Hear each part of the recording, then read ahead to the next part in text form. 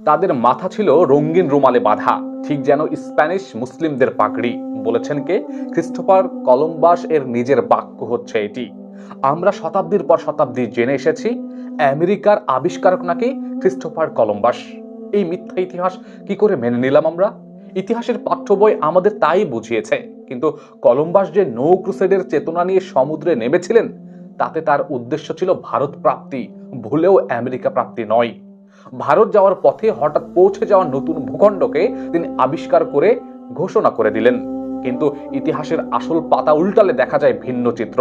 দেখা যায় আমেরিকা কলম্বাসের বহু পূর্বে মুসলিমদের কাছে বেশ পরিচিত ছিল। আপনি কল্পনা করেছেন মুসলিম নাবিকরা শতাব্দীর পর শতাব্দী আগে আরজে মাজহুলা নামে এক অজানা রাজ্যের কথা জানতেন, যা আজকের আমেরিকা মহাদেশ হিসেবে পরিচিত পেয়েছে এবং খ্যাতি অর্জন করেছে।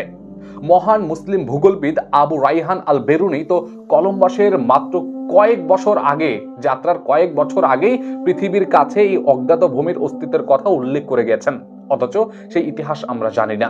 1492 সালে কলম্বাস যখন বাহামায় পৌঁছান, তিনি দেখেন সেখানে অসংখ্য মানুষের অধিবাস। এদের একটি বড় অংশ ছিল স্পেন ও কাস্তিলের মুসলিম মরিস্কো, যারা রানী ইসাবেলার অত্যাচার থেকে পালিয়ে নিরাপত্তার সন্ধানে সমুদ্র পথে নতুন এই জগতে এসেছিলেন শুধুমাত্র বাঁচার তাগিদে। এই দাবিটি করেন মুসলিম গবেষক খালিদ আজ্জাব। লন্ডন ভিত্তিক আল মুনতাদিন আল ইসলামের মুখপাত্র আল বায়ান এর 1993 সালের 65তম সংখ্যায় সেটা পাবেন। তিনি লেখেন, বাহামায় মুসলিমরা আশ্রয় নিয়েছিল নিরাপত্তার খোঁজে। গ্রানাডা পতনের বহু আগে থেকেই তারা আটলান্টিক পাড়ি দিয়ে এখানে বসতি স্থাপন করে বসেছিল, যাতে করে তারা বাঁচতে পারে। কলম্বাস তার প্রথম অভিযানে গুয়ানাহানি নামে একটি দ্বীপ আবিষ্কার করে বসেন, যার নাম তিনি সঙ্গে সঙ্গে বদলে ফেলেন। আপনি কল্পনা করেছেন? সান সালভাদোর নাম দিয়ে দেন। কিন্তু গবেষকরা দেখান গুয়ানা শব্দটি আরবি ইখওয়ান মানে ভাইগণ শব্দের অপ্রভংশ থেকে, আর হানি একটি প্রকৃত আরবি নাম থেকে এসেছে। অর্থাৎ গুয়ানা হানি মানে ভাতৃগণ কর্তৃক বসতি স্থাপিত ভূমির কথা বলা হয়েছে। এই দ্বীপে বসবাসকারী প্রধান গোত্রের নাম ছিল আল মামি, যা এসেছে আরবি আল ইমামু শব্দ থেকে, অর্থাৎ নেতৃত্ব দানকারী বা ধর্মীয় প্রধান। মুসলিম সমাজের একান্ত পরিচিত কিন্তু এই পরিভাষাগুলো, তারপরও এগুলো পাল্টে ফেলা হয়েছে। প্রতিটি দ্বীপে পৌঁছে কলম্বাস পুরনো নাম বদলে নতুন নতুন খ্রিস্টান নাম দিতেন। কেন?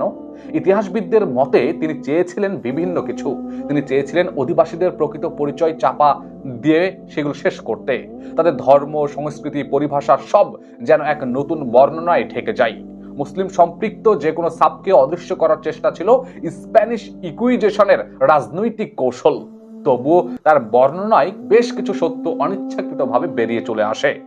কিউবা, তৎকালীন জোয়ানার কথা বলছি, সেই সম্পর্কে কলম্বাস লিখে ফেলেন, তারা কোনো মূর্তি পূজারী নয়, বিশ্বাস করে আকাশে রয়েছে সকল ক্ষমতা, আর আমি ও আমার নাবিকেরা সেই আসমান থেকে আগত। আপনি কল্পনা করেছেন? এই বর্ণনা আদিবাসীদের ইসলামিক তৌহিদি ধারণার ছায়া মনে করিয়ে দেয় আমাদেরকে বারবার। এই ব্যাপারটা তিনি আর বুঝতে পারেননি। চার্লস গডফ্রে নেল্যান্ড দৃঢ়ভাবে লিখেছেন, Muslims arrived in America in the first হিজরি সেঞ্চুরি। কল্পনা করেছেন? মধ্য এশিয়ার মহাগবেষক আবু রাইহান আল বেরুনির ভূগোলে লিখেন, আমেরিকার মতো অজ্ঞাত ভূমির বিশদ উল্লেখ রয়েছে। আমেরিকার বিখ্যাত ইতিহাসবিদ এস ফ্রেডরিক স্টার পর্যন্ত বলেছেন, Al Biruni may has discovered the new world centuries before Columbus without ever leaving his study. আপনি বুঝতে পেরেছেন? অর্থাৎ আল বেরুনি গণিত, ভূপরিমাপ ও জ্যোতির্বিদ্যার সাহায্যে পৃথিবীর অজানা মহাদেশের সম্ভাবনা নির্ণয় করতে সক্ষম হয়েছিলেন। অথচ আজকে আমরা ভুল ইতিহাস পড়ছি।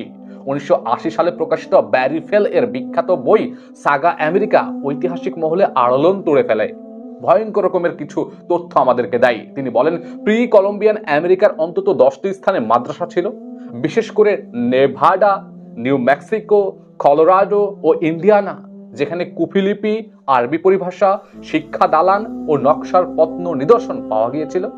সময়কাল খ্রিস্টাব্দ বা খ্রিস্টপূর্ব 700 থেকে 800। তিনি দস্তাবেজ, শিলালিপি, গুহাচিত্র ও প্রত্নতত্ত্বের মাধ্যমে দেখান যে মুসলিম শিক্ষা আমেরিকার বহু আগেই প্রসার লাভ করেছিল সেখানে। অথচ আজকে আমাদেরকে মিথ্যা ইতিহাস শেখানো হয়। কলম্বাস আমেরিকায় প্রথম আগত নন, তিনি ছিলেন শেষ আগন্তুকদের একজন মাত্র। মুসলিম নাবিক, আন্দালুসীয় গুণী, মান্দিস্কা অভিযাত্রী, ভূগোলবিদ, সবাই বহু আগে নতুন পৃথিবীর অস্তিত্ব জানতেন। তারা বসতি গড়েছেন, ব্যবসা বাণিজ্য পর্যন্ত করেছেন, পথপ্রদর্শক নৌদল গঠন করেছেন, এমনকি শিক্ষা ব্যবস্থাও সেখানে সেই এলাকায় প্রতিষ্ঠা করেছিলেন মুসলিমরা। কিন্তু ইউরোপের সাম্প্রদায়িক রাজনীতি ও ইতিহাস দখলদারিত্ব সেই সত্যকে গোপন করে রেখেছে, যাতে করে আমরা না বুঝতে পারি। ইতিহাসের নীরব সেই পাতা আজ আবার কথা বলতে শুরু করেছে যেন। আপনি কি কল্পনা করেছেন কত মিথ্যা ইতিহাস মিডিয়ার মাধ্যমে প্রচার এবং প্রসার করা হয়েছে? কলম্বাস কখনোই আমেরিকা আবিষ্কারক নয়,